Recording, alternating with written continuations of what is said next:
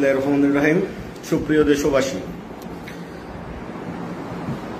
এবং আমার দেশের বাইরে প্রবাসী ভাই বোনেরা, আপনারা জানেন আজ 28 সেপ্টেম্বর আমাদের দেশরত্ন জননেত্রী শেখ হাসিনা, আমাদের এই প্রজন্মের মা, আজকে দেশরত্নের 78তম জন্মদিন ছিল। সেই জন্মদিনের শুভেচ্ছা বিনিময় সহ আমাদের বাংলাদেশের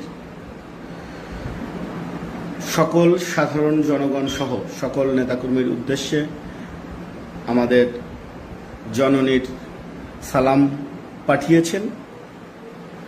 সকলকে সালাম জানিয়েছেন আপা এবং দেশের সার্বিক কল্যাণ কামনা করছেন। সেই সাথে আমাদের নেতাকর্মী আওয়ামী লীগের সহযোগী সংগঠন ও ভ্রাতৃত্বপ্রতিম সংগঠনের সকল নেতাকর্মীকে ঐক্যবদ্ধ হওয়ার আহ্বান জানিয়েছেন। আমাদের যত নেতাকর্মী এই জামাত, বিএনপি এবং অবৈধ সরকার দ্বারা অত্যাচারিত, নির্যাতিত হয়েছে, তাদের পাশে থাকা সহ আমাদের নেতাকর্মীদের উদ্দেশ্যে মেসেজ, ঐক্যবদ্ধ হতে হবে, ঐক্যবদ্ধ ডাক দিতে হবে। খুব অল্প সময়ের মধ্যে ইনশাল্লাহ এই আধার কেটে যাবে।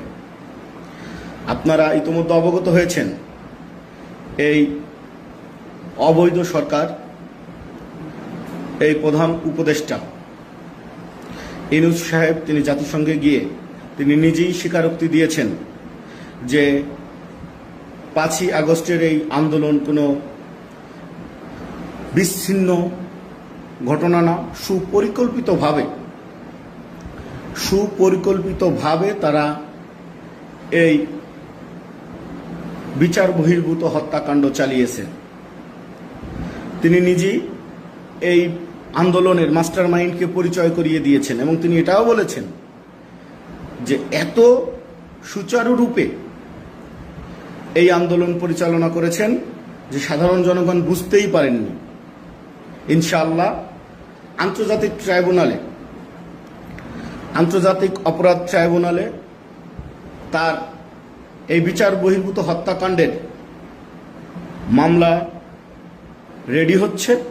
ইনশাআল্লাহ অল্প সময়ের ভিতরে এই স্বাধীন সার্বভৌম বাংলাদেশে, এই সোনার বাংলাদেশটাকে যে অশান্ত করেছে, বিচার বহির্ভূত হত্যাকাণ্ড চালিয়েছে আমার সাধারণ জনগণ, আমার সাধারণ ছাত্রছাত্রী, আমাদের নেতাকর্মী, আমার পুলিশ, বিডিআর, আনসার বাহিনীর উপরে যে নির্মম নির্যাতন এবং হত্যাকাণ্ড সংঘটিত করেছে, মানুষ পুড়িয়ে মারছে, মানুষকে মেরে ঝুলায় রাখছে, তার বিরুদ্ধে মামলা ইনশাআল্লাহ খুব অল্প সময়ের ভিতরে হচ্ছে।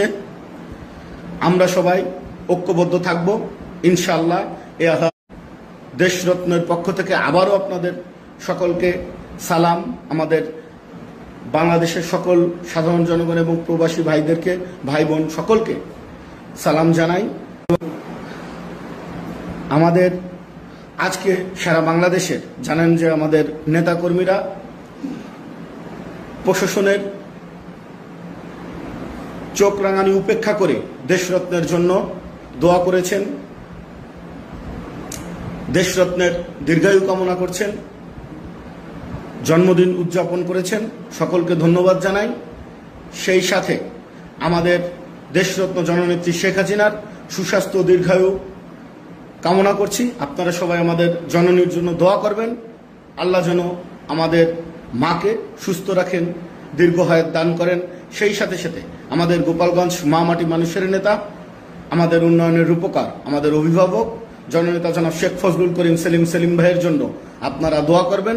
আল্লাহ যেন তাদেরকে দীর্ঘায়ু দান করেন, সুস্বাস্থ্য দান করেন এবং সোনার বাংলাদেশ বিনির্মাণে তারা যেন আবার কাজ করতে পারেন, সেই দোয়া করবেন সকলে। জয় বাংলা, জয় বঙ্গবন্ধু। সকলে সুস্থ থাকুন।